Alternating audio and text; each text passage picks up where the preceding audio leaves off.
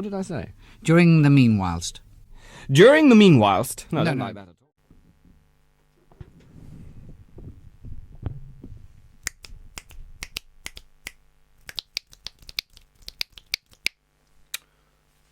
Well, hello there. It is Dexter and me with the follow-up video to Saturday's look at the stills cameras on my new iPhone 15 Pro Max, with a look at the phone's video features, sound, and of course image quality.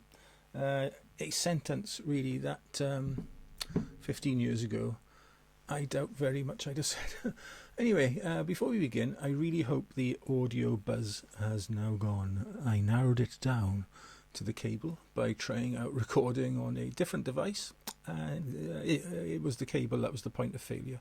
So I've invested in a newer balanced, whatever that means, audio cable, and fingers crossed all is now rosy. If it's not, then I'm just going to give up. Right then.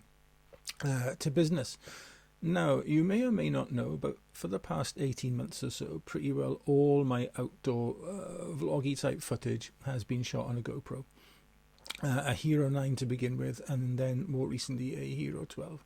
And they both have pretty well exactly the same 5.3K image quality. My phone has generally been used for grab shots, usually of Dexter, the shots you see at the start and end of our videos, or to film stuff that happens around the house, or when something interesting happens when we're out and about. But my new phone isn't going to replace my GoPro, well, at least I don't think so, as my everyday vlogging camera. We'll come on to that later. I simply can't afford to use it in all conditions, leaving it unattended to record video, or just stumbling as I do over rough terrain where I'll run the risk, the certainty actually, I think, of dropping it. But it will see use, as a B cam or alternative view type camera from time to time. Now, when it comes to setting it up, it's an absolute breeze, a doddle with a couple of pages of options in the phone's settings to choose from. And what I'll do now is I'll pop up a little chart showing all the available recording modes. In brief, though, the phone maxes out at 4K 60 and slow motion at 1080p 120 or 240 frames per second, depending on format. All, pretty standard stuff. Now, cinematic mode, have a look at this little clip here.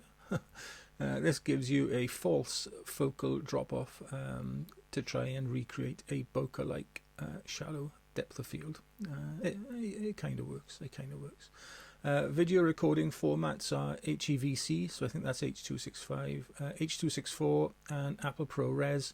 The latter giving you the option to record a flat log profile. Now, if you want to use Apple ProRes, then the file sizes are quite, shall we say, I think fat is probably the best word.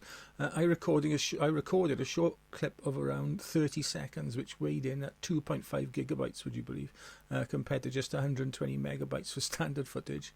Luckily, Apple has your back here with the ability to plug a fast external SD or fast memory card into the phone's USB port, and it will need to be a fast one too, as otherwise you'll be dropping frames. I think it records at something like 700 megabits per second, something stupid. For the sort of filming I do with my phone, though, I doubt very much I'll be making a lot of use of that feature, and I haven't got the storage space. Here for starters. In use, the extra size of the Max model means I'm a little bit more comfortable holding it mounted to a small tripod like this one, even with my quite big hands. I've got a MagSafe, sorry about the banging, I've got a MagSafe adapter thing to attach it to the tripod too. I'll show you. Much better than a clamp, which can foul on the button, sometimes making the process of mounting the phone a little bit more difficult. With MagSafe, it just snaps into place and is really secure. I'll show you now. Hang on, it's just bang and it's on. Anyway, have a look at this little contraption I jerry-rigged to film some side-by-side comparison clips with my GoPro, just for my own curiosity, really. Now, I don't use the phone with an external microphone, although using one now with that USB port would be much easier. But you know, the internal microphone is okay for short clips. Though I found in windy conditions, which you'll see in a bit, it really suffers. And I'm not about to stuff, you know, some sort of wind stock or wind muff on the end of my phone, to be honest. I think that if I were to use it as a much more serious filming device, then I'd probably invest in some sort of cage to attach things, you know, like an external mic, or you know, or a light, like an LED light, that sort of thing. Anyway, enough of this chit chat. Let's pop out and record a short vlog with the phone to test image and sound quality. And on screen now is a list of the settings I use to record my videos, but in brief, I record them in standard mode at 25 frames per second, and we'll get onto that in a little bit more detail later. For now though, let's have a look at this footage. Let's have a look at this footage together. Right then, what better way to give this camera a thorough test than to actually vlog, going down to the local patch of woodland and doing the stills test. So kill two birds with one stone. Anyway, for the purposes of this vlog test, this is just as normal standard, well, front facing camera for this bit obviously. Oh, hello! And then Arby's just come to join us.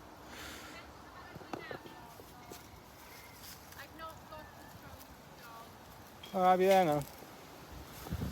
And I'll be using the standard 24mm lens for the front-facing shots. If I zoom in, I'll let you know. There's no wind protection on this phone, and it is quite windy. So if the audio is poor, then we'll just continue with pictures only. Otherwise, if you know the wind noise is tolerable, then I'll carry on. Anyway, what I'm going to do now is turn you around, and you can join me for a little walk down the woods. Dexter has just seen Arby and is now shaking. For a little walk down the woods to test out the stabilization, I guess. All right, then hang on. Let me turn you around.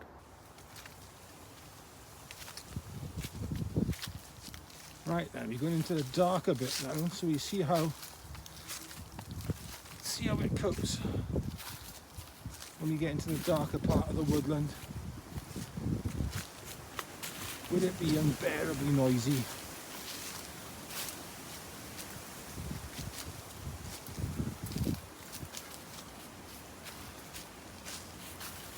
Obviously I'm in like full auto mode for this, so other than locking the white balance and the frame rate, everything else is up to the iPhone cores.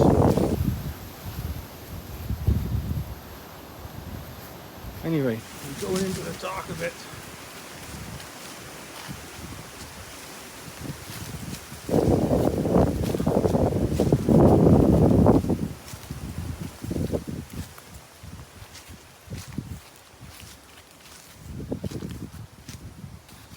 How's it coping stabilization wise?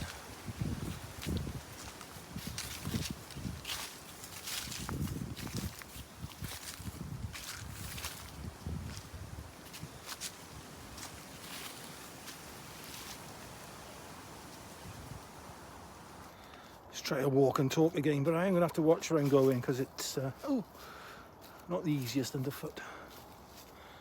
So we can check out the stabilization of the front facing camera, and it's a lot less windy in here. We are out of the wind now, so how's the footage looking? Obviously, I mean, in common with most, you know, smartphones or action cameras with, you know, small sensors, then in good light, the footage isn't going to be that much different to a really expensive camera. But it's obviously when you get into bad light situations that these smaller sensors start to struggle. But we're at our little patch now where we normally stop to feed the birds, so that's what we'll do. And then what I'm going to do now is sign off from here, and then I'm going to go and do the still as camera test. So that'll be the next bit of fun we'll have. So I'll see you now while we're having a look at this footage back in the office. Out! I keep looking at the start-stop button when I should be looking over there at the lens, shouldn't I? Okay then, we're back, and what did you think of that video footage? I gotta be honest, but I am genuinely surprised at how good it is. It doesn't seem to suffer with too much over sharpening, which really plagued the footage on my old iPhone 12. Now I can't speak for the 13 or 14, I've never used them. I'm also pleased with the way it's treated my skin tones. I mean, gone is that waxy look that older iPhones possessed, replaced by something far more natural and, dare I say, attractive. The stabilization is okay, but as you heard, the camera cannot deal with really windy conditions, so I think you'd need an external protected microphone for, you know, those sorts of situations. Now, as I said in the vlog as well, these sorts of cameras, you know, like phones or action cams, they rely on good light. I haven't really tested it in lower light conditions, as I doubt I'd ever want to shoot any serious footage in those conditions with a phone or my GoPro. I'd probably reach for my XH2. But here's a short clip filmed in here with no lights switched on for reference. Here's a little bit of inside footage, just to see how the camera copes with, you know, slightly lower light inside my little studio come office. Now, going back to using this device as a serious bit of filmmaking kit, then as well as getting that cage I talked about, I'd also consider using a third-party application like Filmic Pro or the brand new and 100% free, would you believe, Blackmagic Cinema app. Now, these apps allow for far more control over exposure and color settings, but you're probably then going to need some sort of variable ND filter to maintain your desired frame rate and shutter speed. And I've got this one made by Newer, or Newer, whatever they call it, that I've used for a while now with it and with my old iPhone 12, which I used to use with Filmic Pro sometimes.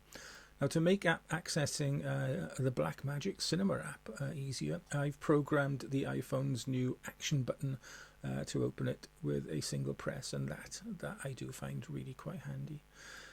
So, the iPhone 15 Pro Max as a filmmaking camera, does it live up to Apple's hype? Well, I guess if you're a professional filmmaker with the storage and, you know, raw editing power at your disposal to use Apple ProRes to its full potential, then, you know, yes, it does. And if you're a humble YouTube video creator like me, shooting much more humdrum run-of-the-mill footage, then again, it is an outstanding piece of kit, really, with enough functionality and, you know, image quality to give you what you want. Could it replace my GoPro? Well, of course it could, but it isn't going to. My GoPro is a dedicated filmmaking device, really, whereas this is a phone with, you know, admittedly exceptionally good cameras stuck on the end of it. But I much prefer the form factor and ease of use of my GoPro, not to mention that it really is a go anywhere, you know, do anything, Swiss Army knife of a camera. My phone is something I baby, even though I don't normally keep it in a case. I do really look after it, and even though it is water and dust proof, and I would put it in a case while filming, I'd just be way too anxious using it on a vlog or a project as a main camera to be able to, you know, to just forget about it and concentrate on my filming. It's brilliant, yes, but for me, as a pure content creating tool, the GoPro is better in just about every aspect. Now let's watch the dislikes flood in from the Appleistas. Anyway, excuse me. That is it for this week's Tech Tuesday video. I'm hoping for Saturday, fingers crossed, to go on a bit of a hike. It's about a year since I made it to the waterfalls at Dinas Rock. That's about 12 months ago. And I'm going to try to get to another waterfall in waterfall country in the Bretton Beacons sometime this week. If I can't, then I can't, and that's it. There'll be some other video on Saturday. If I can, then brilliant, and there'll be a vlog of that trip to. I think I'm going to go to Scood-Ddwli, I think one of those on Friday. If I can get there, the vlog will be all about that. Lost my train of thought now. And then next Tuesday is my Halloween special. There we are. And then after that, I'm taking the whole of November off. I hope you don't mind. I'm going to try. Last December, I vlogged every day from the 1st to the 24th. I'm going to try and do something similar again. We'll see. We'll see how my health and my fatigue holds up. And if it's all good, then we will repeat last year's vlogging, advent calendar. Otherwise, then, as usual, stay safe, stay well, look after yourselves, your loved ones, your little pets, and look after your expensive iPhones and Samsungs, or whatever you use, Google Pixels these days, loads of them. OnePlus, the Nothing phone, that looks really nice. There's lots of them. Anyway, look after those, and just be nice, all right? Be nice, and we'll see you from somewhere on Saturday. Ta-ra.